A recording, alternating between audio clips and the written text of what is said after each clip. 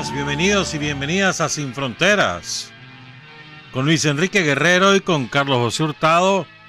Hoy es viernes, se acabó la primera de mayo, la primera semana de mayo. Hoy es viernes, casi la segunda, ¿no? Viernes 8 de mayo de 2020. Son las 6 de la mañana con 30 minutos. Sin Fronteras, la revista, con William Griggs Vivado, en la primerísima 91.7 y 105.3 FM. 6 de la mañana con 33 minutos. Ayer falleció doña María Teresa Mejía, madre de 8 hijos, entre ellos nuestra compañera, nuestra amiga Mercedes Mejía, Mercedita, veterana dirigente de AMLA y de otros movimientos de mujeres y movimientos sociales. Y aunque pasen los años y aunque las personas sean mayores, el dolor siempre es igual. Y sabemos que para Mercedes y todos sus hermanos ha sido un trago muy, muy difícil. Ella fue una mujer trabajadora, humilde desde toda su vida. Lavando y planchando, crió a sus 8 hijos. Todos ellos personas de bien y exitosas, que a su vez ya tienen sus respectivas familias, también exitosas. Una gran obra para la sociedad, la de María Teresa Mejía. Hoy será sepultada a las 9:30 de la mañana. Habrá misa de cuerpo presente a las 8 de la mañana en la iglesia San Miguel Arcángel, que es la de Lindavista. Queda de Inifón, una cuadra arriba, sobre la pista. De manera que invitamos a sus amigas, a sus familiares, para que acompañen a Mercedita esta mañana. Muchas cosas que hablar, ¿verdad? Ve, hay un rumor, no sé si será cierto, hay un rumor, sí. Dicen que Maradiaga tiene el COVID, está internado, dicen. Ya con respirador, no sé si será cierto. También dicen que doña Violeta, dicen, un rumor que hay. Como hay rumores de tantos ahora, ¿verdad? Entonces ya no se sabe quién creerle. Pero lo que sí es cierto es que Maradiaga metió a un asilo a su mamá, no la quiso cuidar, tiene cáncer y la fue a meter a un asilo a Estados Unidos. La señora tiene una rica herencia, entonces él es el que la está custodiando para recibir herencia, lo que es verdad, cómo son los seres humanos. Pero bueno, dice, vamos a comentar bastante de estas cosas. Fíjate, te quiero hacer una pregunta. Desde abril de 2018 a hoy, 8 de mayo de 2020, decime una cosa, solo me vas a mencionar una cosa positiva para el bien del país que hayan hecho las viudas del somocismo, los obispos, los dirigentes de los ONG, los empresarios, los magnates, toda la playa de delincuentes y terroristas que contrataron. Decime una cosa positiva, una cosa por la cual el país avanzó, mejoró la sociedad. Una, mencióname una. ¿Verdad que no hay? Solamente destrucción, odio, solo agresiones, patrocinar, solicitar agresiones. Yo no creo que existe otro país igual. Bueno, los venezolanos también nos pasan las mismas cosas. Que nicaragüenses vayan a solicitar que se agreda al país. O sea, decime algo positivo. Hombre, gracias a esta delincuente, ahora estamos mejor en esto, en lo que sea. Decime una. Seguridad ciudadana, bienestar familiar, mejor salud, mejor educación, mejor transporte, la economía está mejor. Simeona, no hay manera. O sea, son una verdadera peste. Son una peste. Porque distinto fueron, hombre, fíjate que esa gente, es cierto que hizo tanta chanchada, pero bueno, por lo menos, no existe, no hay nada. Decía ayer Rosario, hay algunos cerebros deformes, enfermos, que buscan afanosamente qué encontrar o inventan para precisamente calumniar o difamar. He visto una trenada de noticias falsas y a su vez una trenada de desmentido. Solo ayer yo conté, solo ayer 22 de ayer. 22 desmentidos de la propia gente desmintiendo. El colmo fue, para mí ese es el colmo. Sacan una foto de Granada, no sé si la viste. ¿Ya? Entonces están unos sacos ahí sobre una banca en el parque de Granada. Y los muertos se acumulan en el parque. ¿Sabes qué era? Las artesanías de los vendedores que las tenían cubiertas porque acaban de llegar. Entonces tenían una forma horizontal. Eso era todo. Después salen, cierran calle porque están contaminadas tantas casas. Y resulta que había llegado la contrata de Isnorte y en León, porque estaba medio bandeado ahí uno de los postes y lo iban a reparar. Pero es que ve montones. Y van a subir hoy, van a seguir subiendo.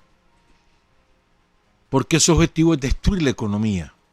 Destruyendo la economía en su mente enfermiza, psicópata, ellos creen que podrán derrocar al gobierno.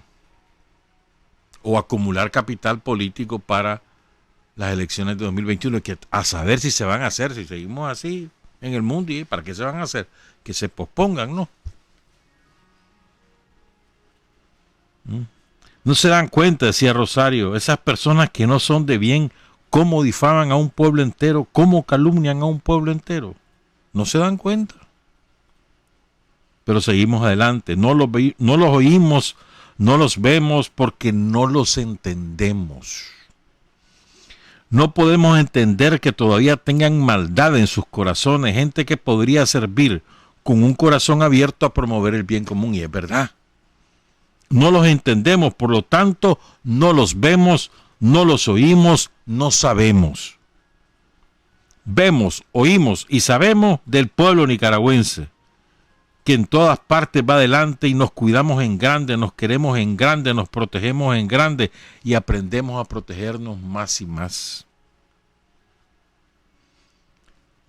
Dice que la línea 132 que se activó hace como 3 semanas, ¿verdad?, para que cualquier persona reporte sus propios síntomas o los síntomas de un familiar o de alguien que conoce que puedan implicar que están contaminados. 110,000 llamadas han registrado. Hay un promedio de 3,500 llamadas diarias. ¿Ya? Todas son constatadas, todas. Pero bueno. Yo, ayer que estaba conversando con unas compañeras, saludos a la hipocondríaca, no voy a decir tu nombre.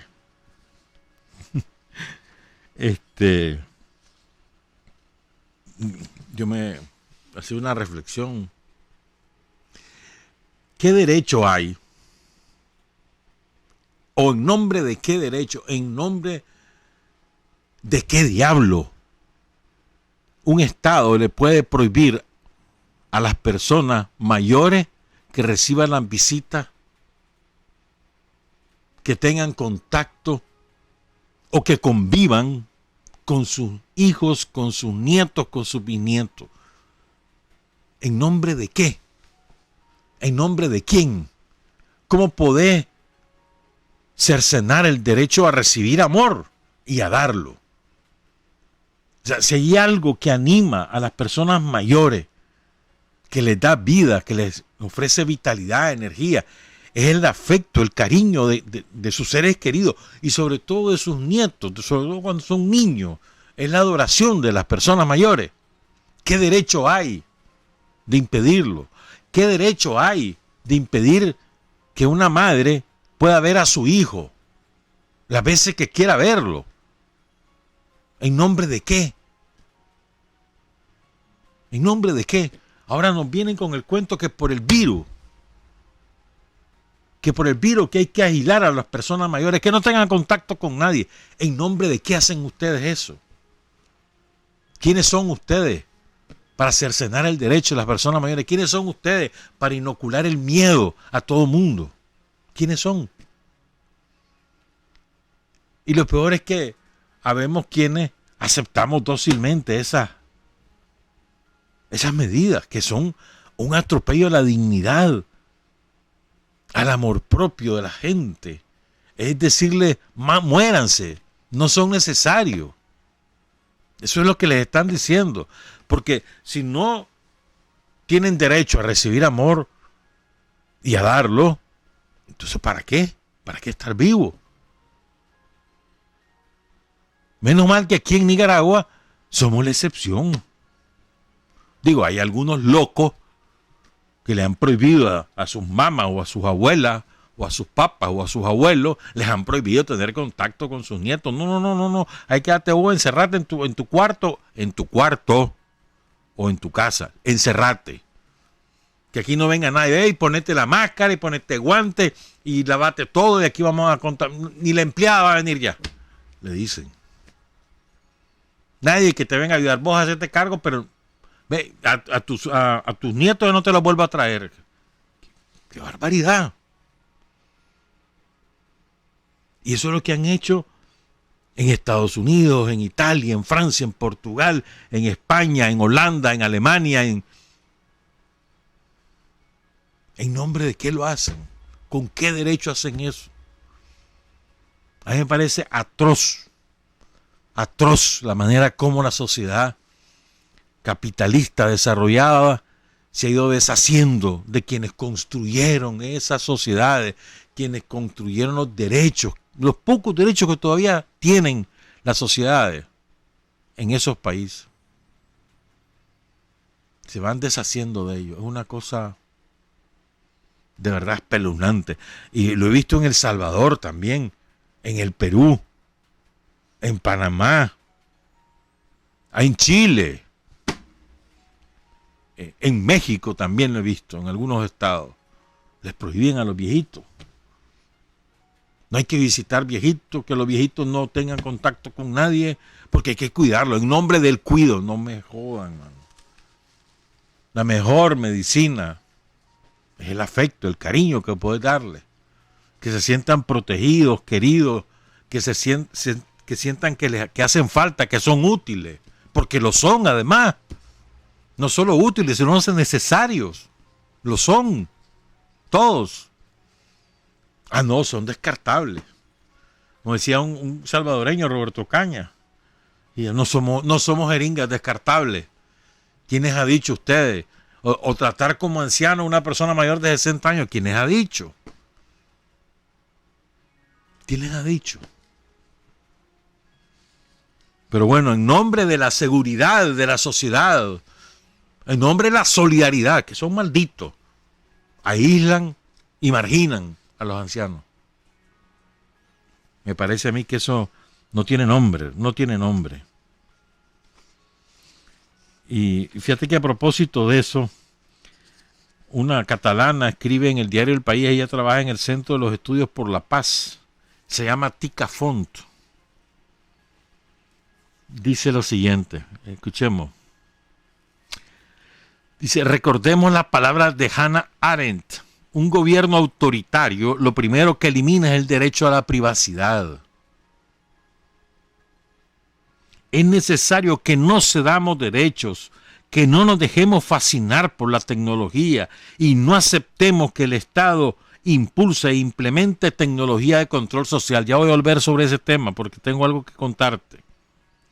No es el Estado el que tiene que controlar a la sociedad, es la sociedad la que tiene que controlar al Estado. En una crisis sanitaria como esta es relevante que reflexionemos sobre el concepto de seguridad, que nos formulemos preguntas como esta. ¿La seguridad de quién? ¿Quién es el objeto? La seguridad. ¿La seguridad frente a qué? ¿De qué nos tenemos que proteger? Esta epidemia nos muestra que la seguridad como absoluto no existe, que somos vulnerables, que no tenemos que obsesionarnos con el virus. Debemos tenerle respeto, ser prudentes, pero no podemos dejarnos vencer por el miedo. En el lenguaje bélico de estos días, dice Tika Font, el enemigo es el vecino, las personas que nos rodean y que son capaces de transmitirnos el virus. No tenemos que caer en estos razonamientos y en estos miedos.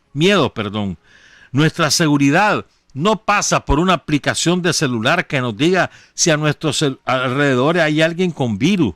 Nuestra seguridad estriba en tener un sistema sanitario que pueda atendernos, cuidarnos y curarnos en caso de contraer el virus. Esa es la seguridad que debemos tener. Estar seguros que si contraemos el virus y nos enfermamos por ello, tener la seguridad que vos vas a acudir al hospital y te van a atender y te van a curar. Eso es. Esa es la seguridad que necesitamos. Tener enfermeras capaces, dedicadas, afectuosas, cariñosas, humanistas, tener médicos de esa manera, todos los trabajadores de la salud. Esa es la seguridad que necesitamos y esa es la seguridad que tenemos en Nicaragua.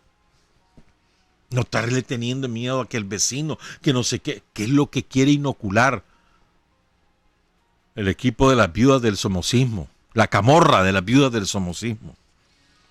Sigo con la reflexión de Tika Font, ¿verdad?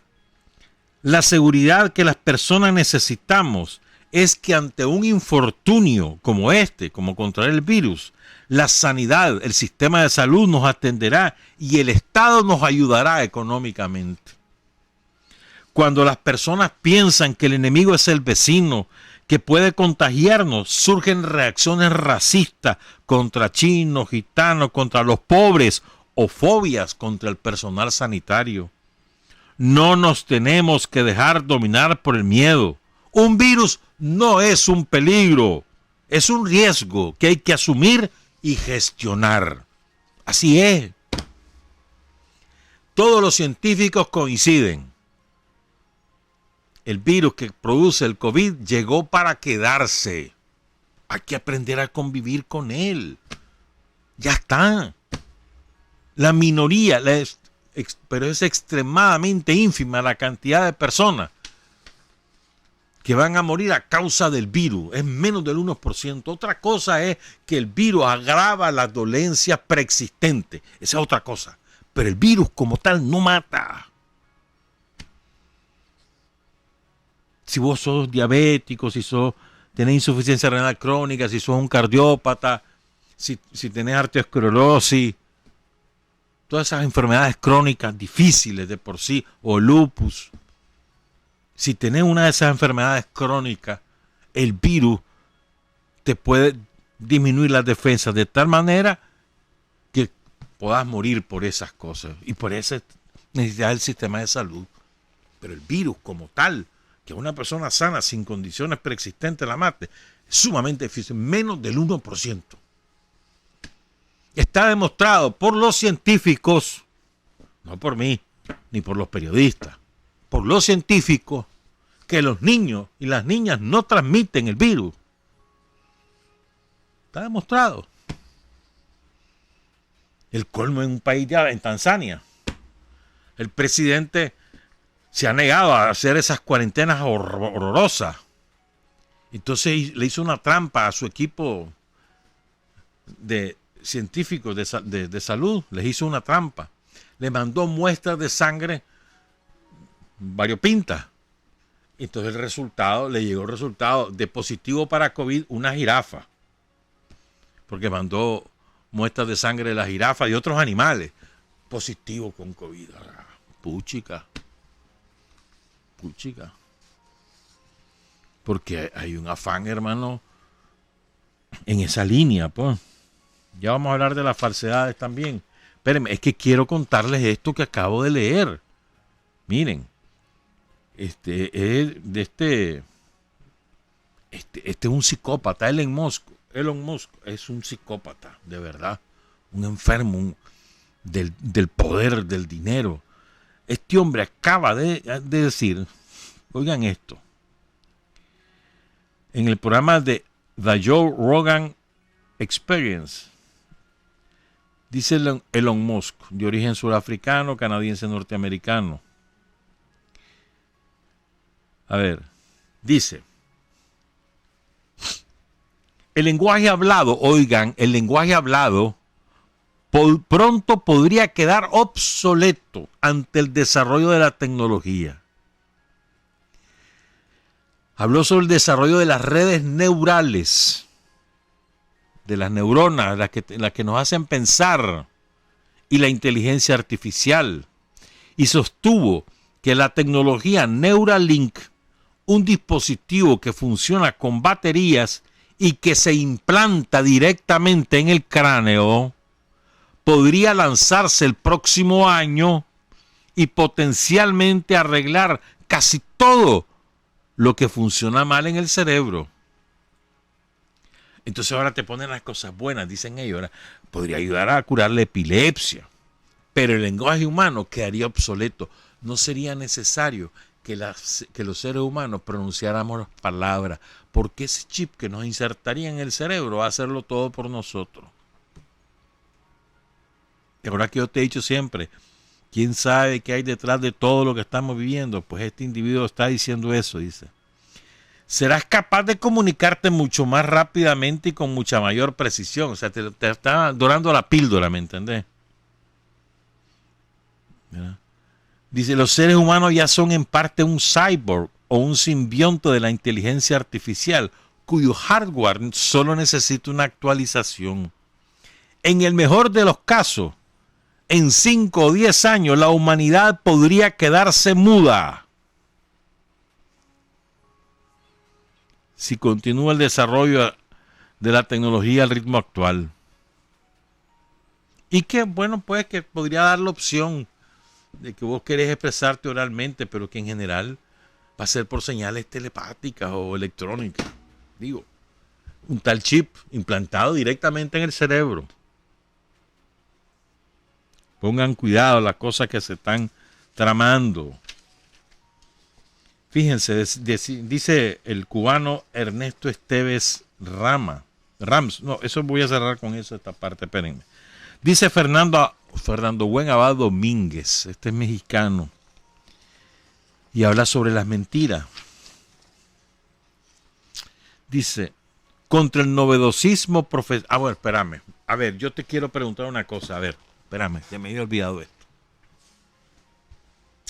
Vos sabés que aquí hemos pasado un montón de epidemias, ¿verdad? Somos expertos derrotando epidemias. El dengue, la última gran epidemia fue la del dengue, que nos hizo paste hace como 5 años más o menos de eso, ¿no? Es endémica, ya el dengue es parte de... Ya combatimos al dengue nosotros mismos y también tomando medidas preventivas. Ya sabemos qué hacer con el dengue. No sabemos lo que hacer. Ya sabemos que no hay que acumular agua, al agua limpia. Ya sabemos que botemos los calaches que no ocupamos. Ya lo sabemos. Que hay que fumigar. Ella anda siempre el Minsa fumigando. ¿Sí o no? Matando zancudos. Ya sabemos que es el zancudo. Ya lo sabemos. Entonces cada vez hay menos casos de dengue porque ya sabemos qué hacer. Pero en aquel momento yo no me acuerdo que hubiera todos los días un informe del MINSA diciendo hoy hay tantos casos más y tantos se murieron. Yo no me acuerdo de eso. ¿Para qué además? ¿En qué te ayuda eso? A ver, decime, ¿en qué te ayuda? ¿De qué manera eso evita que vos contraigas un virus o una bacteria o lo que sea? Decime de qué manera. Lo que sí necesitamos saber y estar actualizado es qué medidas tomar para no contraer un virus, cualquiera que sea. Eso sí, y que nos digan eso a cada rato. Que lavarnos las manos, que limpiar bien las cosas que utilizamos como el celular, los lentes, las maniguetas de las puertas de los carros, la manivela, perdón, de las puertas de los carros, la ventana, eso sí. Y Y más aún, si nos sentimos más protegidos y queremos usar máscara, pues usémosla. Está bien. Y si tenemos que tomar distancia, pues tomémosla. Ya lo sabemos. Entonces, entre más medidas preventivas sepamos mejor. Sobre eso sí, intensa campaña por todos lados. Conferencias, si querés, todos los días decirnos qué es lo que hay que hacer. Y en eso andan todos los compañeros y las compañeras en las visitas casa por casa. Van por la cuarta ronda y vamos a superar los 4 millones. Ya superamos, perdón, los 4 millones. Vamos por los 5. Pero que me estén diciendo, hoy hay tanto, y tantos se murieron, y tanto, ¿pero para qué? Sinceramente, ¿para qué? Decime, ¿qué te ayuda a eso? ¿Te sentí con eso más tranquilo? No es cierto. Tenemos que aprender a convivir con ese virus. Llegó para quedarse. No es cierto que lo vas a exterminar. No es cierto. Si nos atenemos a la vacuna, la experiencia histórica dice que el desarrollo de una vacuna es no menos de 15 años. Y si lo aceleran, como dicen que lo van a acelerar, va por 2 años. Ya están pidiendo voluntarios para que se infecten. Están robándole la sangre a los pacientes recuperados del COVID-19. Le roban la sangre sin que lo sepan. Se la extraen de la rodilla para estar estudiando para la vacuna. En serio, eso están haciendo los gringos. Pero lo que realmente necesitamos saber los ciudadanos en cualquier parte del mundo es cómo protegernos y tomar esas medidas. Cada quien. Pero que no me obliguen a encerrarme. Que no me obliguen a encerrarme, simplemente. ¿Por qué me van a obligar a encerrarme? Yo voy a tomar mis medidas, ya está. ¿Por qué me tiene que obligar el Estado a mí a encerrarme? Excepto cuando ya estoy enfermo, mira, para que no enfermes a otro. Ahora sí, mira, quédate guardado. Vos que estás enfermo o vos que estás contaminado, pero el resto, ¿por qué? ¿Por qué? ¿Verdad? A propósito, espérate, es que hay tantas cosas. Hoy en la madrugada, o ayer, la Organización Internacional del Trabajo ayer alertó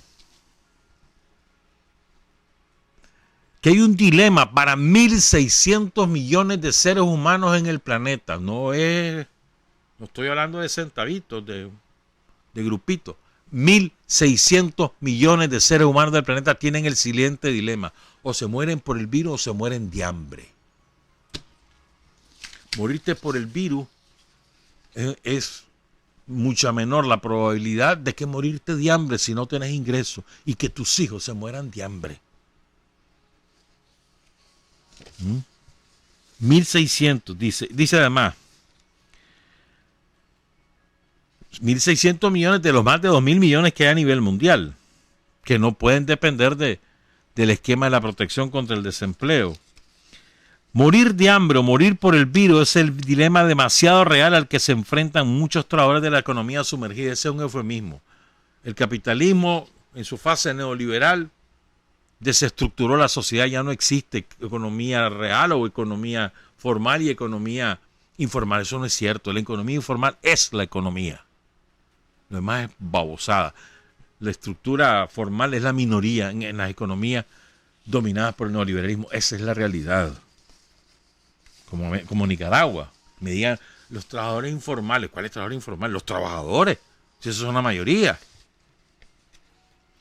Los 2.000 millones de trabajadores informales que hay en el planeta representan el 62% de la fuerza laboral a nivel mundial. ¿Quién es la mayoría entonces? No me le vuelvan a decir informales, son los trabajadores, ya está.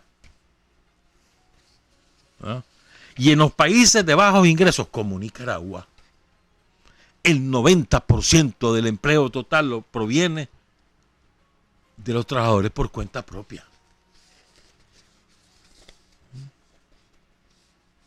Y luego está el drama de los trabajadores domésticos. Son 67 millones. Más bien de trabajadoras. Aquí hay que, si por mayoría nos vamos, trabajadoras domésticas. 67 millones. El 75% de ellos o ya están desempleados o están a punto de perder su empleo. Y esa es su única fuente de ingreso y de alimentación muchas veces.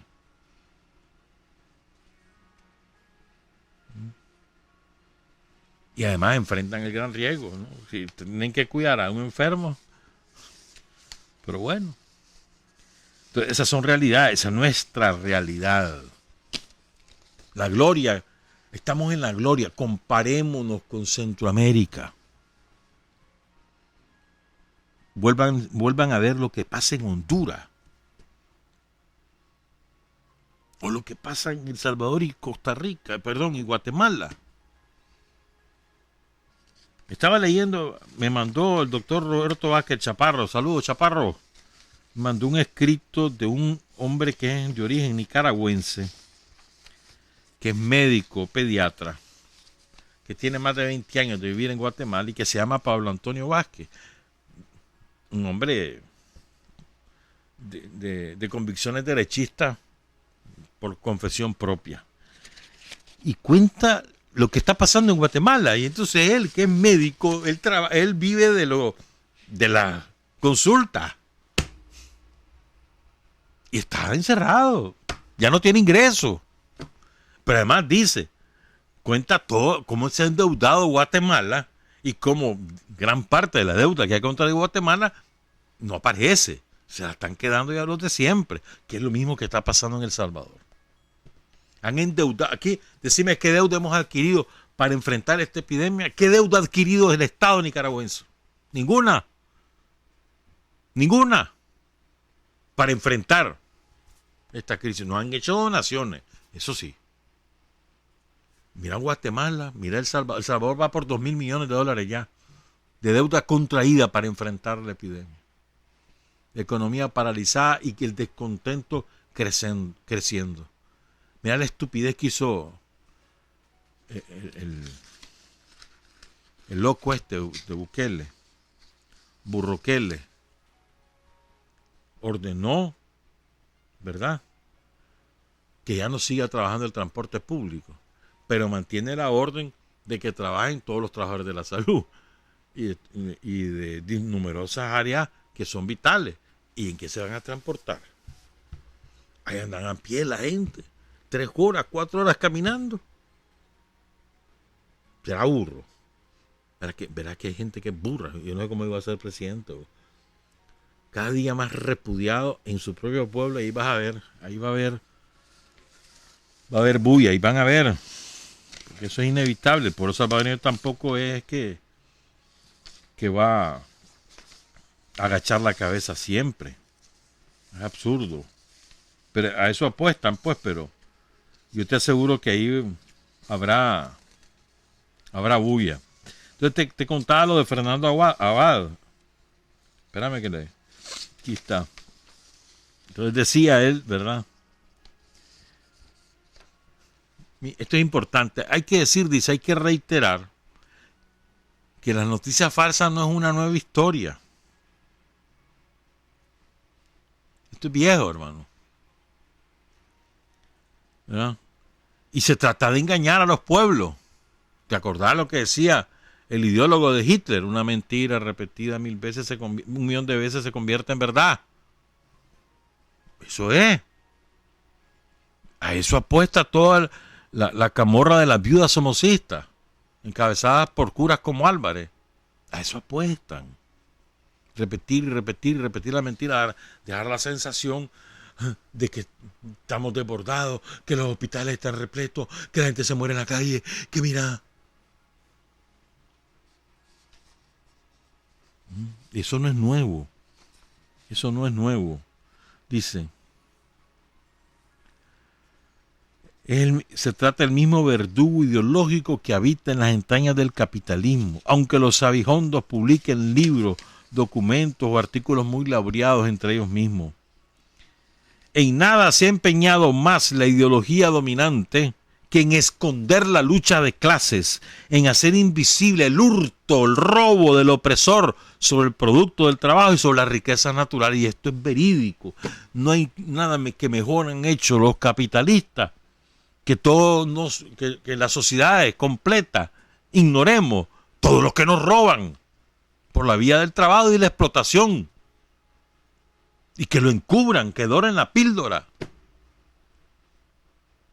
O sea, hablan de la ganancia. Mira, el otro día alguien me mandó ayer, ayer no recuerdo cuándo, un video de una mujer ahí dando consejos, que si sos pobre es culpa tuya, que si no avanzas es culpa tuya. ¿Cómo no, chon? Hasta en eso, nos quieren culpar de eso.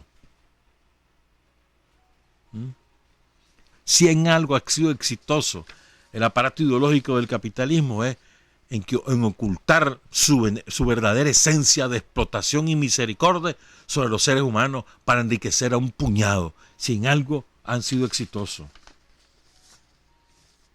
Que recordaba Fernando Abad, y esto es verdad, del tamaño de la catedral, hermano, del tamaño del planeta. Solo 8 individuos o grupos de individuos controlan el 90% de los medios masivos mundiales. 90. Y por ahí difuminan su maquinaria, y por ahí utilizan su maquinaria para difundir, las mentiras más atroces que podáis imaginar. Como esta, de que el virus mata.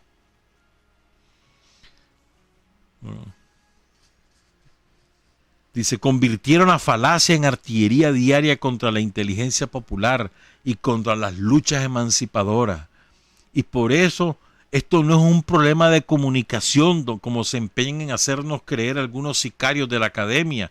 Este es un problema de economía y de seguridad nacional. Es una guerra de información o de figuración de la realidad que tiene raíces y consecuencias terribles por las que estamos pagando precios excesivamente altos. No debemos enfrentar esta guerra solo con las armas de la crítica. Es necesario desplegar un mapa de acciones que nos permita, al tiempo de desarmar el campo minado con fake news caso por caso, tenemos que desmentir caso por caso, sí, pero también debemos desmontar las fábricas de producción, su lógica de producción y sus sistemas de distribución de mentiras. Exhibir su base económica sistemáticamente, y eso requiere de organización teórica y metodológica, requiere de formación político-humanista dispuesta a impedir el predominio del capital sobre los seres humanos. Urge impedir que la distorsión de la realidad producida cotidianamente con las armas de guerra ideológica del capital, pero solo podrá impedirse con las armas de la ciencia emancipada y emancipadora en manos de los pueblos. Y no hay tiempo que perder. Las próximas falacias ya están en el horno de los medios de comunicación del capitalismo y serán servidas temprano durante el desayuno. ¿Qué hacemos? Y dice, cierra Fernando Abad con este axioma: la verdad siempre es revolucionaria. ¿Verdad? Y aquí hace un listado de las mentiras. Que Estados Unidos, mentiras que han quedado sembradas en la memoria colectiva, que Estados Unidos ganó la Segunda Guerra Mundial. Una mentira del tamaño del planeta, de la galaxia. Quien ganó la Segunda Guerra Mundial fue la Unión Soviética, Stalin, que había armas de destrucción masiva en Irak, que con la desaparición del socialismo en los países europeos se acababa la historia, el fin de la historia, y que venía el paraíso de la economía de mercado. Mira el paraíso en el que estamos. Y así.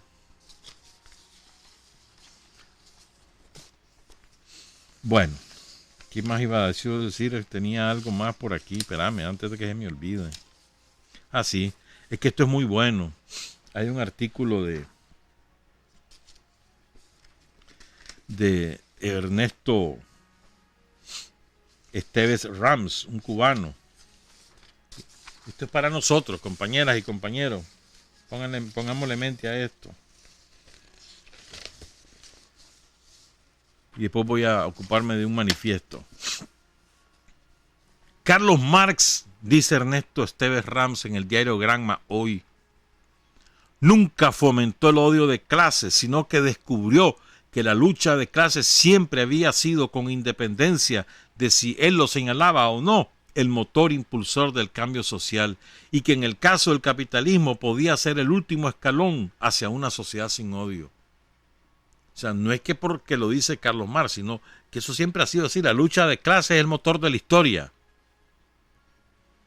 Su doctrina, por tanto, señaló que el odio sistémico, el odio entronizado de los oprimidos, lleva función, oigan esto, lleva función salvadora para todos, oprimidos y opresores.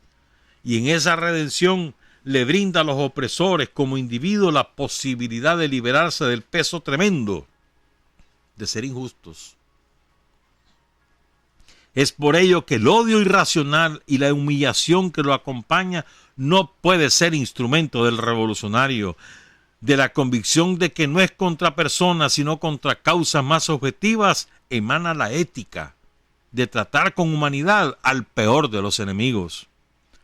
Justo la ética que en Cuba se ha practicado desde los momentos más difíciles de la lucha contra Batista y siempre ha sido pilar del credo de Fidel. El mal de etiquetar con fines denostadores, con fines descalificadores, a veces nos acompaña. Y se debe añadir que no fuimos los revolucionarios cubanos los que comenzamos. De hecho, un análisis objetivo del fenómeno verá que son muchos más las etiquetas que se producen contra los revolucionarios que viceversa. Por cierto, otra de las mentiras sembradas. Es increíble. Los médicos cubanos son espías. No hay que dejar que lleguen los médicos. Eso lo dicen en Argentina. Y han sembrado eso para impedir que Alberto Fernández lleve una brigada de médicos cubanos. Son espías. Pregúntenle a los italianos si son espías, o a los españoles, o a tantísimos pueblos. Más de 30 países recibieron brigadas solidarias en estos días. Fíjense, cuando los revolucionarios, le voy a quitar la parte sobre Cuba para ponerlo como una doctrina general. Cuando los revolucionarios nos hemos apartado del ejercicio ético de la justicia, simbólico, real, el error han pretendido que persista. Nosotros no entronizamos el vale todo como curso de acción que nos degrada como seres humanos hasta el punto que no sabríamos distinguir lo correcto de lo incorrecto, lo moral de lo inmoral, lo justo de lo injusto. Sabemos que al final solo quedaría como cascarón un discurso vacío de lo que ayer tuvo sentido y que ya hoy no sabríamos reconocerlo en el mérito que tuvo, sino en la justificación. ¿Es verdad esto? No hay espacio y razón para degradar nuestra lucha a una simple vendetta contra el instrumento de turno del enemigo. No hay espacio y razón incluso cuando ese instrumento se entrega a una causa ideológicamente mercenaria con el gusto del converso que alberga el odio de los impotentes. Incluso aunque contra esta camorra de viudas tampoco, no hay cabida pues, para degradar la lucha a una simple vendetta. No, esta es una lucha de clases, esta es una lucha de los intereses del pueblo contra los intereses de los opresores. Así es. Las batallas ideológicas se ganan con ideas, con argumentos que apelen en el receptor a una posición activa de entender y generar sus propios argumentos que retroalimentan el discurso de la revolución. Las estigmatizaciones no generan pensamiento, generan reflejos que son propios de los enemigos de la revolución, no de los revolucionarios. Cuando vos estigmatizás a alguien, lo que genera es un reflejo, una reacción primitiva de los seres que te escuchan o que te leen, pero no generas conciencia, no generas pensamiento. Eso es propio de los enemigos, no de la revolución. Somos mejores que eso en el plano de las ideas. Hagamos valer siempre esa condición. Vamos a hacer la pausa, regresamos, vamos a seguir con otras cosas sobre este tema y después vamos a hablar de la encuesta. Son las 7:17. Hay hombres que luchan un día y son buenos. Hay hombres que luchan un año y son mejores. Pero hay hombres que luchan toda la vida. Esos son los imprescindibles. 7 de la mañana con 20 minutos. Miren, el 11 de abril, antes de eso, mejor te explico. A ver, los Países Bajos, Holanda ya no se llama Holanda, sino los Países Bajos, y en la Constitución Así le han puesto el nombre y además hay una campaña de ellos para que le digamos Países Bajos y no Holanda. Pero bueno, eso tiene que ser un proceso. La mayoría lo conocemos como Holanda, país pequeño, ahí en Europa, famoso por sus tulipanes, por su ganado y por recuperarle tierras al mar. Entre otras cosas, más la prostitución legalizada, ¿verdad? Bueno, ese país está gobernado por la derecha radical, recalcitrante, enemiga de todo mundo, asquerosa. Ese es el gobierno de Holanda. No quiere ayudar a los países más afectados por la pandemia en Europa, entre otras barbaridades. Pues. Es un gobierno hediondo el que tiene Holanda. Entonces en Holanda 170 académicos e investigadores de los más prestigiosos de Holanda publicaron un manifiesto el 11 de abril. Es corto, manifiesto corto. Hacen un breve diagnóstico de la causa que ha provocado el COVID y luego hacen 5 recomendaciones para Holanda y evidentemente para el conjunto de la humanidad, ¿verdad?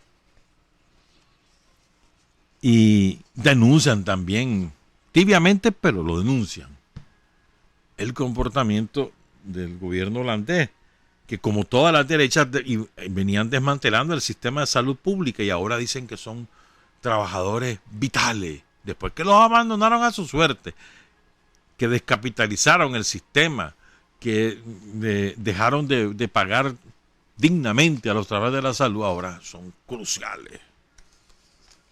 Bueno. Entonces, además del diagnóstico, lo que a mí me interesa más es compartir con ustedes las 5 recomendaciones que hacen estos 170 científicos. Yo tengo todo el manifiesto. Lo tengo en holandés, en inglés y en español. En nicaragüense. Pues. Deberíamos decirle así, ¿verdad? En nicaragüense. ¿Ah?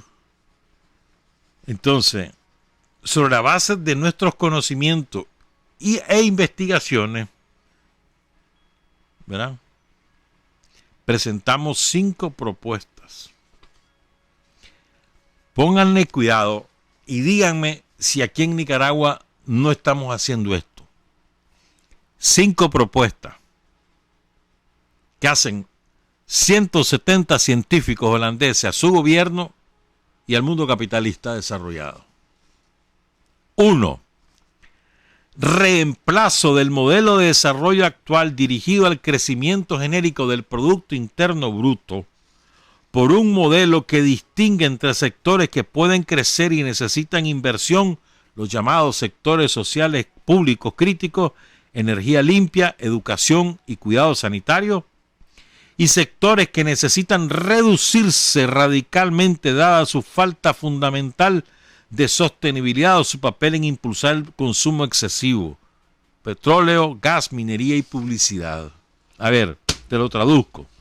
A ver, ¿qué ha hecho el gobierno de Daniel en estos 13 años? ¿Cuál ha sido su énfasis? La inversión en salud, en educación, en infraestructura, carreteras, puentes, caminos, calles, energía, el cambio de la matriz de la energía eléctrica, que ya se logró, dejar de depender del petróleo, pero ya ves, ahora está más barato el petróleo que la energía limpia, pero bueno, logramos cambiar la matriz, contribuimos al bienestar del planeta. ¿Es o no es? Y además, desde un principio, yo recuerdo muy bien que aquí decían los dirigentes del gobierno y del frente, ¿de qué me sirve estar midiendo el PIB si eso no mide la calidad de vida de la población?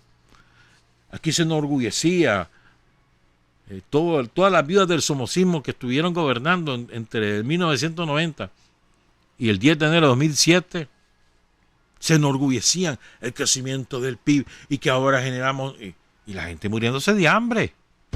sin salud, sin educación, sin caminos, sin carretera, sin nada, sin energía, sin agua potable, sin alcantarillado. Esos son los índices que importan, los índices que miden la calidad de la vida. Es una trampa lo del PIB, es una trampa del capitalismo. Porque del Producto Interno Bruto, es decir, de lo que produce un país cada año, la distribución no es equitativa. No es que ese producto que hacemos entre todos no lo distribuimos entre todos, no es cierto. Se apodera siempre la minoría enriquecida que dirige el capitalismo. Primera recomendación de los holandeses. Segunda, fíjense bien, desarrollo de una política económica dirigida a la redistribución que proporciona un ingreso básico universal integrado en una política social sólida, un impuesto progresivo, sustancial sobre los ingresos, la ganancia y la riqueza, semanas de trabajo más cortas y trabajo compartido, y el reconocimiento del valor intrínseco de la asistencia sanitaria y de los servicios públicos esenciales como la educación y la salud. ¿Hacemos o no hacemos eso? Nos falta la parte del impuesto progresivo sustancial. Esa parte nos falta. ¿Saben por qué nos falta? Porque teníamos la alianza con los magnates, que ellos la rompieron. Ya habrá oportunidad de corregir esto. Decía la Angela Merkel un día de esto, la primera ministra de Alemania, que uno de los principales problemas de América Latina es que los ricos no quieren pagar impuestos. Angela Merkel, que no es nada parecido a nadie de izquierda, en una de las potencias capitalistas más importantes, como es Alemania, nos dice, el problema de ustedes los latinoamericanos es que los ricos no quieren pagar impuestos. Nos falta eso. Tenemos una política social sólida, tenemos una política económica dirigida a la redistribución. Todavía no tenemos el ingreso básico universal, es decir, que todo el mundo tenga un ingreso fijo, pero tenemos políticas de subsidio sobre el transporte, sobre la energía eléctrica, sobre los alimentos, etcétera. Y reconocemos el valor de la asistencia sanitaria, tenemos un sistema de salud de lujo. Para un país empobrecido, claro que sí. Con toda la infraestructura que hemos desarrollado y construido, que se las contábamos el otro día.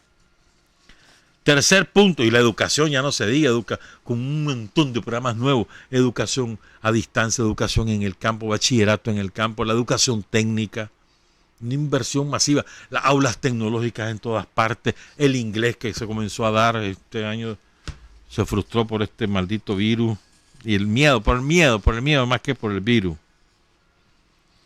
Tercero, transición a la agricultura sustentable, basada en la conservación de la biodiversidad, la producción de alimentos sostenibles en su mayoría locales, la reducción de la producción de carne y el empleo con condiciones de trabajo y salariales más justos. A ver, veamos esto. Agricultura sustentable. Nicaragua. Nicaragua. Dice, con alimentos sostenibles locales. Nosotros producimos nuestra comida. Arroz, frijoles, maíz, verduras, todas las hortalizas que se puede imaginar, aquí se producen. Incluso todavía nos falta seguir produciendo más y más. Café, pescado. ¿Ah? Aquí dice reducir la producción de carne. Claro, para ellos.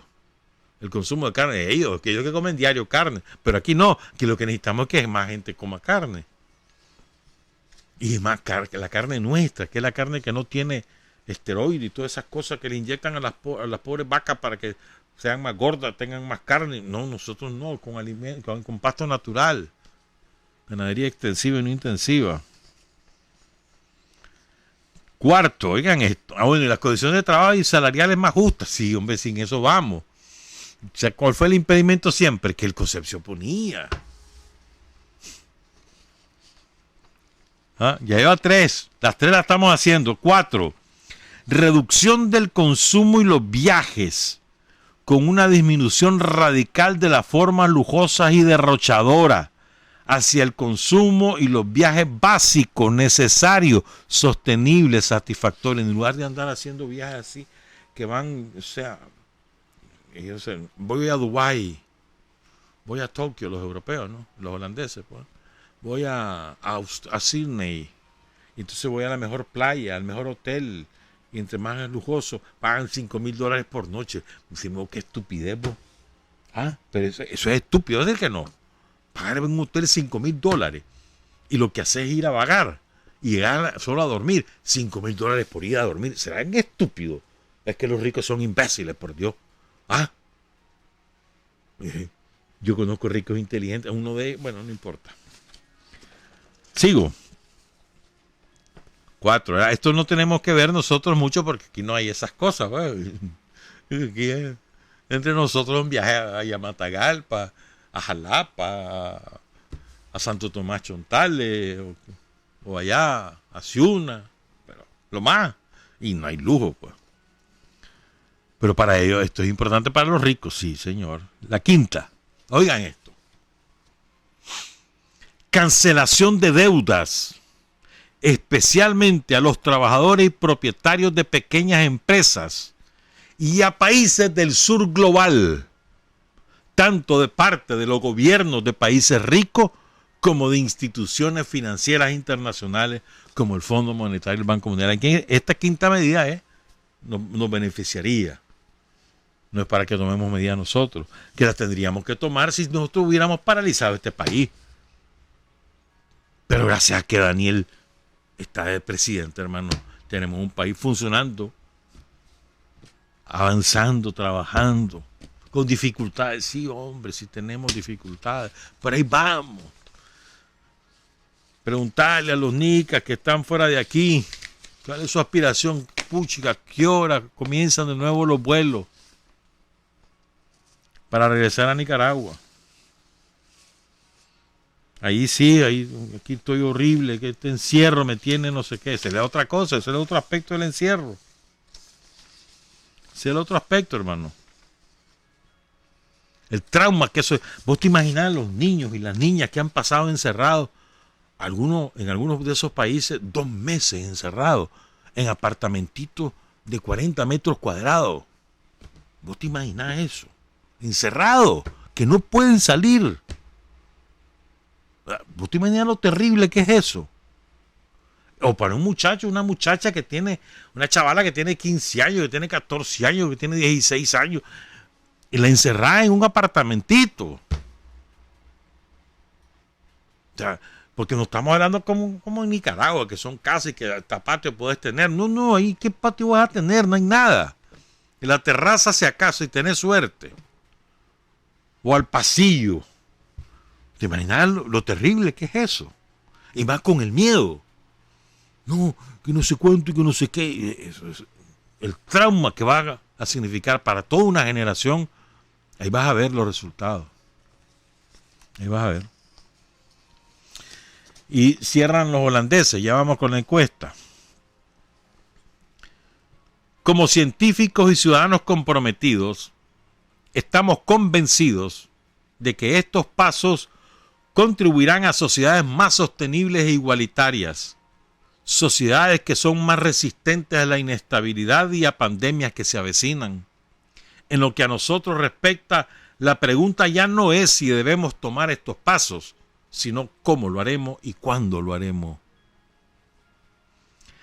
No podemos ignorar el hecho de que esta crisis está afectando a algunas personas más que a otras, pero podemos hacer justicia a los grupos más gravemente afectados mediante la implementación de reformas de políticas que harán que las crisis futuras sean menos difíciles para estos grupos y para todos nosotros y generen menos miedo e incluso eviten otra crisis. Instamos encarecidamente a los políticos, a los responsables políticos y a nuestros conciudadanos a que ayuden a lograr esta transición. Vamos pues. Vámonos con la encuesta.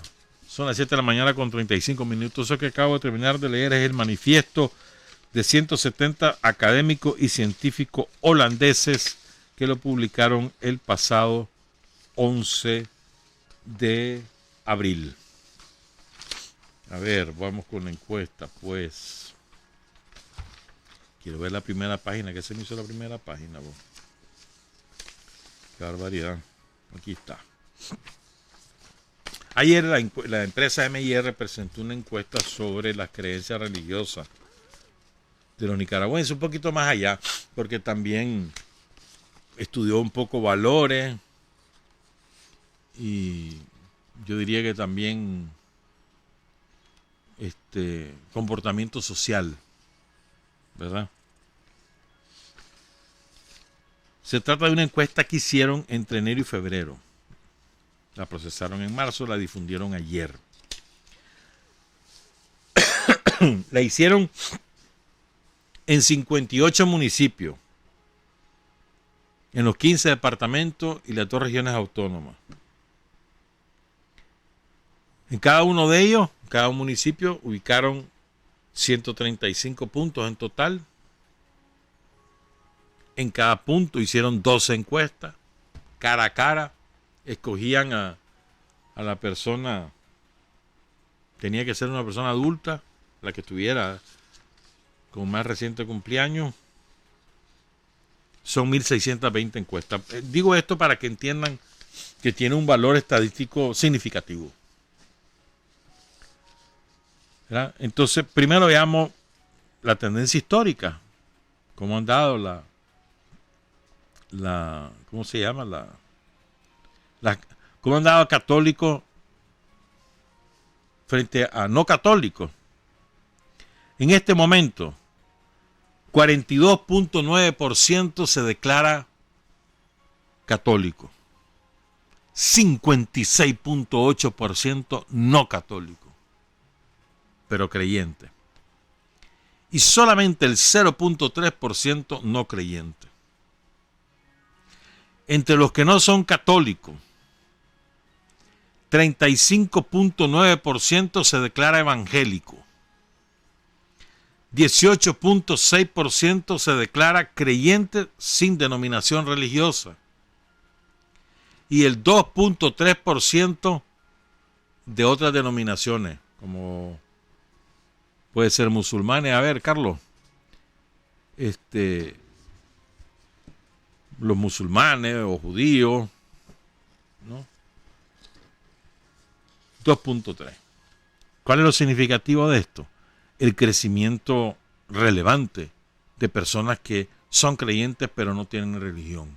18.6. Es decir, no ha habido un traslado de católicos a evangélicos o de evangélicos a católicos, sino hacia gente que no se quiere meter en religión, creen a su manera, pero no se meten en una religión, en una iglesia. Es interesante esto. Sigo. ¿Cómo ha estado a lo largo de la historia esto? Imagínate vos. Para 1950, hace 70 años, el 96% se declaraba católico y solo el 4% se declaraba evangélico, sobre todo en el Caribe. La mayor parte de los que se declaran protestantes o evangélicos son en el Caribe. En 1991, 90% era católico, o sea, al año siguiente que nosotros salimos del poder, 90% católico, 4% evangélico, 5.5% no creyente y 0,5% otras religiones. Veamos el último año de las vidas del somocismo, 2005. Entre el gobierno de la Violeta y el penúltimo año de Bolaño, en ese tiempo, estás hablando de 14 años, los católicos bajaron un 40%, del 96% al 55%. Perdón, al 58%. 40% menos. Los evangélicos crecieron del 4% al 21%, casi 22%. Los creyentes, pero sin religión, pasaron al 15.7%. Estamos hablando de 2005. En el primer año de Daniel, 2007, los católicos pasaron del 58 al 63%. Crecieron. Crecieron los evangélicos del 21 al 25%. Y bajaron los creyentes sin iglesia del casi el 16 a casi el 9%. Interesante, en el primer año de Daniel. 2012, el primer año del segundo periodo de Daniel. Los católicos bajaron del 58 que estaban en el 2005 al 50.9. O mejor, del 63 que estaban en el primer año de Daniel al 50.9, 12 puntos menos en 5 años. Los evangélicos crecieron del 25 al 30%. Y los y los creyentes sin religión volvieron a crecer del 8 al 14%. Ahora vámonos al año 2017, el primer año del tercer periodo de Daniel. Los católicos que tenían en el año 2005 58.5 pasan en el 2007 al 48.9%, siguen bajando. Los evangélicos siguen creciendo, pasan del 20 y pico por ciento de 2005, del 21, el 22% de 2005, pasan al 32.6%. Y los creyentes sin iglesia pasan del 15.7 en el 2017 pasan al 14.4, bajaron un poquito. Y ahora vamos a la encuesta que acaban de publicar.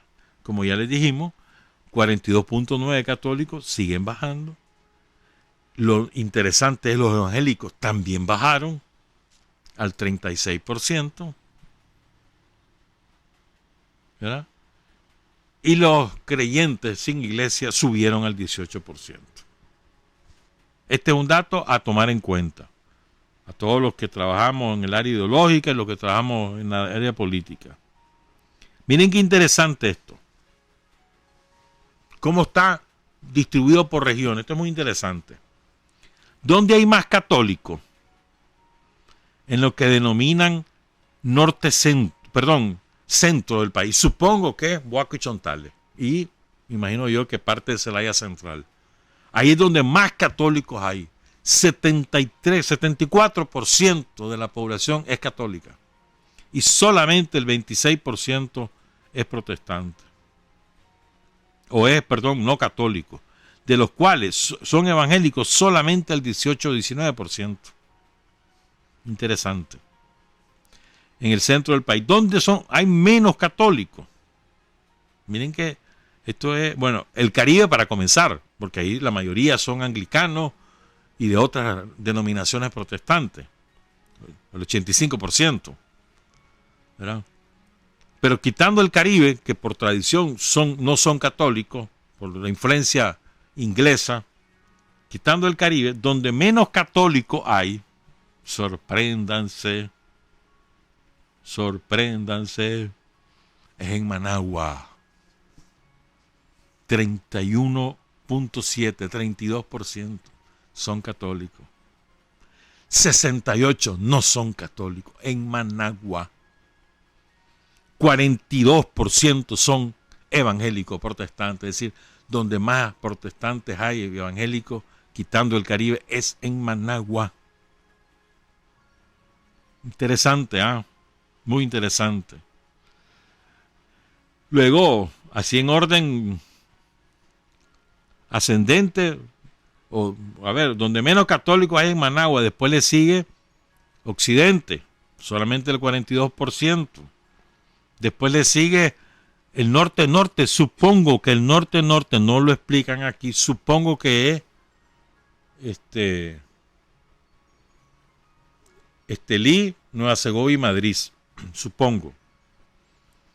Después le sigue norte-centro, supongo que es Matagalpa y Jinotega, y tal vez el Caribe Norte, o parte del Triángulo Minero, supongo yo. Ahí el 55% es católico. ¿Verdad? Ya te decía, en Boaco y Chontales el 74%. Muy interesante. Y en Managua, ¿cómo está distribuida la cosa? En los distritos. Fíjate bien, ya te dije, en Managua es donde menos católicos hay, 39% nada más. De los distritos de Managua, ¿dónde hay más católicos? En el distrito 4. 45% de Bello Horizonte, Ciudad Jardín. 45% son católicos. ¿Dónde hay menos católicos en Managua? En el distrito 6. Estamos hablando de la carretera norte. Ya, todos los barrios circundantes. Ahí apenas el 31% es católico. Distrito 7, 33%, Distrito 5, 35%, Distrito 3, 36%, Distrito 2, 41%. Por lo tanto, ¿dónde hay más evangélicos? ¿En qué distrito hay más evangélicos en Managua? En el Distrito 6, 45%, 41% en el Distrito 7, 41% en el Distrito 3. Interesante, ¿no? ¿Qué más dice la encuesta? Le preguntan a los nicaragüenses cuál es la misión de las organizaciones religiosas. Hay 9 respuestas. Se las voy a leer en el orden de importancia. Anunciar a Jesús y su evangelio. Trabajar por la expansión del reino de Dios en la tierra. Trabajar para que haya unidad. Promover la paz entre las naciones. Ayudar al necesitado y al que sufre. Trabajar por la reconciliación de todos. Definir de manera clara lo que está bien y lo que está mal. Y fíjense, la octava prioridad es proponerse como canal de protesta y lucha social. ¿Saben cuánta gente opina que así debe ser? El 1.4%. Y la novena opción, participar activamente en asuntos políticos. ¿Saben cuántos piensan que eso debe ocurrir? El 1.1% de los encuestados. Son las 7:48. Hoy hay programa, ¿verdad? ¿Cómo que? Emprendedores. Del MEFCA. Saludos a Justa. Esto me llamó mucho la atención porque este es un cambio relevante en la opinión pública. Relevante. 63% piensa que la interrupción del embarazo debe estar permitida. El 50% en las circunstancias que lo ameriten. Por ejemplo, hay riesgo de que se muera la madre o que se mueran los dos. Por ejemplo, fue violada. Por ejemplo. Y el 13% cree que debe estar permitido la interrupción del embarazo porque es un derecho de la mujer. 13.1%. En total suman 63% los nicaragüenses que creen que sí debe haber derecho a la interrupción del embarazo. Que debe estar permitido, perdón. Y en cambio, el 37% dice, nel, en ninguna circunstancia. 37%. Más pronunciado entre los protestantes que entre los católicos. Va otra, responsabilidades de la pareja en el hogar. Bien, esto es interesantísimo. Bueno, excepto Carlos Hurtado y Luis Enrique, ellos dos no. Aquí dice, el 85% de los nicaragüenses cree que tanto el hombre como la mujer deben proveer y participar en las tareas del hogar. Cuando llegan Carlos Hurtado y Luis Enrique llegan a sentar, a echar en la cama, vení, tráeme la comida. ¡Qué barbaridad! Esto está sucio, vení a limpiarlo. ¿Verdad? ¿Ah? Jamás agarran una escoba, menos que arreglen su cuarto, ¿verdad, Carlos? No hablas vos, ¿verdad? No opinás, sí, ¿cómo no, Chon? Dice, miren qué interesante. El 15%, 14.6%, creen que al hombre le toca proveer para el hogar y a la mujer administrar el hogar y criar a los hijos.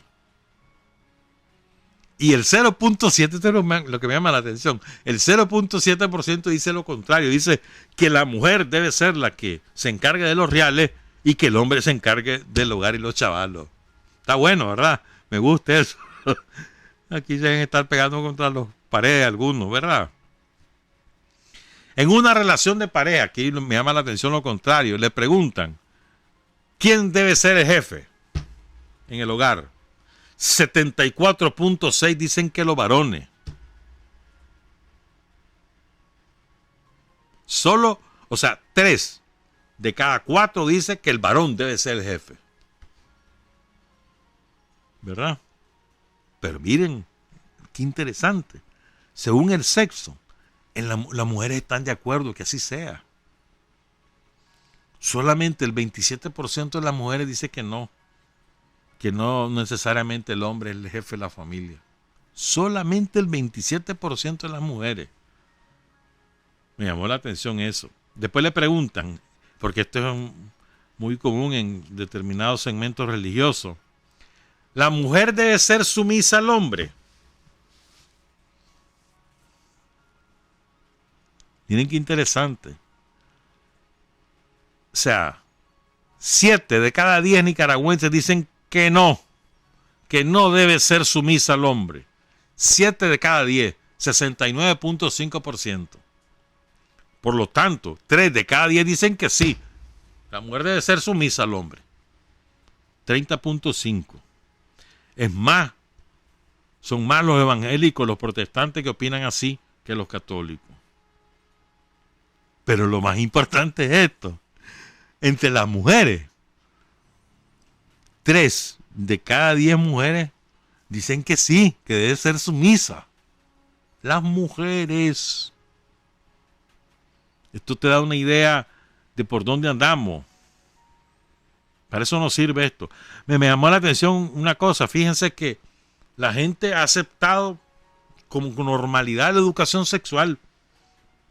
El uso de preservativo, de anticonceptivo y la educación sexual en las escuelas. O sea, no hay ningún problema en eso. 89% que los hospitales y centros de salud ofrezcan los métodos anticonceptivos gratis, que las escuelas informen, 87%, que los gobiernos promuevan el uso de preservativos, 85%, que las personas creyentes puedan utilizar anticonceptivos, eso contraría los preceptos católicos. O sea, que los creyentes también usen anticonceptivos, fíjense bien, interesantísimo es esto. Que las escuelas impartan educación sexual a los estudiantes, el 80%. Pero que no se permite el matrimonio entre parejas del mismo sexo, eso lo dice,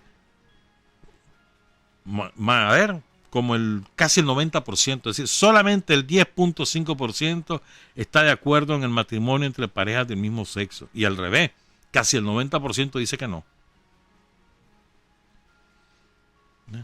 Esas son, digamos, a ver, tenía aquí algo más yo por aquí, espérame, no te me vayas. Lo del matrimonio y el divorcio y lo de vírgenes. A ver si, rapidito, pues. 50% dice, hay que casarse, pero se acaba el matrimonio, si dejamos de entendernos, que se acabe el matrimonio, o sea, 50% opta por la razonable, en mi opinión, ¿verdad? Se acabó. Pero el 49% dice, casi el 50%, que no, que el matrimonio es hasta que la muerte los separe. ¿Te ves bien o no te ves bien? Chocho, la mitad de la población, hermano. Me llama la atención eso. Ya te dije lo de la virginidad. Esto es genial, lo de la virginidad. Dice, la mitad cree que el hombre y la mujer deben llegar virgen al matrimonio. Vos llegaste virgen a tu matrimonio. ¿Y vos? Llegaste virgen. Que te creas y ellos no fregues vos. Dice, vos lo sabés. La mitad que dice que el hombre y la mujer tienen que dar vírgenes al matrimonio. O sea, si no te querés casar hasta los 50 años, mientras tanto, ya sabes qué cosa, nada más. Yo no le creo a esto, pero bueno.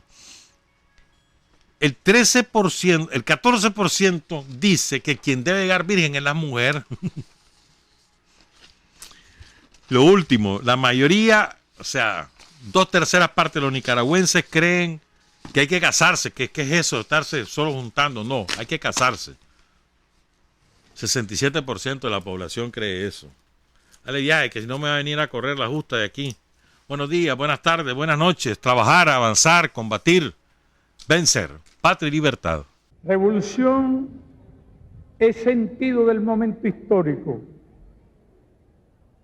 Es cambiar todo lo que debe ser cambiado. Es igualdad y libertad plenas. Es ser tratado y tratar a los demás como seres humanos.